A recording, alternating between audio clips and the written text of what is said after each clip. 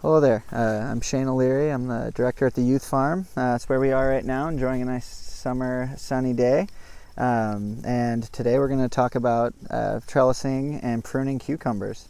Right here is a 120-foot bed of slicing cucumbers and pickling cucumbers. And in front of us here are a variety of slicing cucumbers called General Lee. And yeah, so just a little breakdown of the plant anatomy.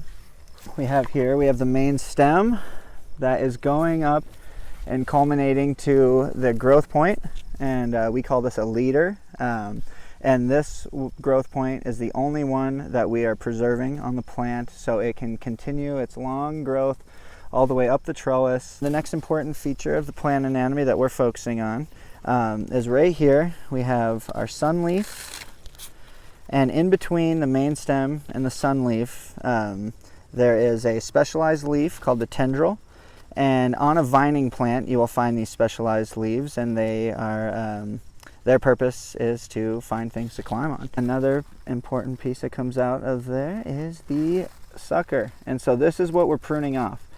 The sucker is also called the growth tip, and so a vining plant like this, in these elbows here between the sun leaf and the main stem, is where the growth tips are coming out.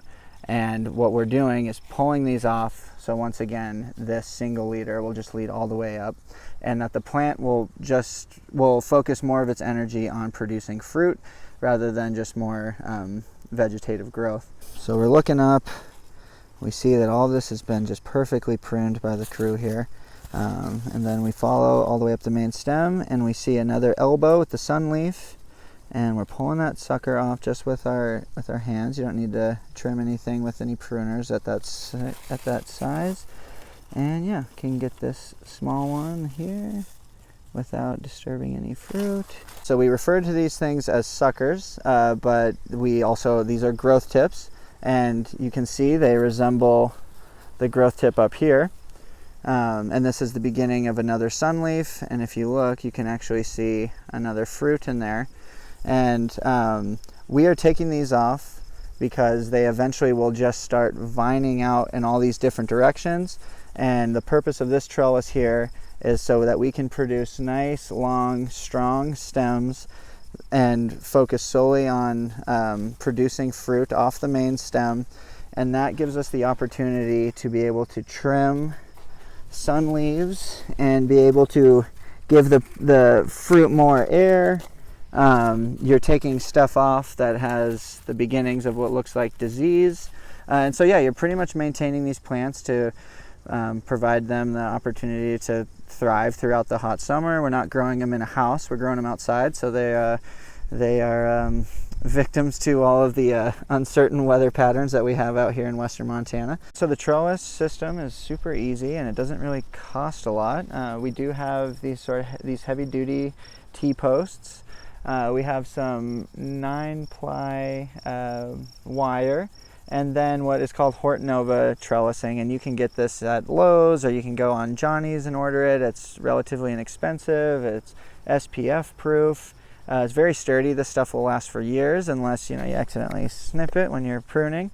It's easy to store. It's a lot easier to store than like cattle fencing or chicken wire or anything like that. And so yeah, in terms of home gardening, it's a beautiful, simple option. All right, so now I'll just walk you through how we get these things to climb up. Here's the main stem, and as it was growing, we were weaving the plant through the trellis, and at a point, let's see, I'm sure we have one on here. There's one on this plant.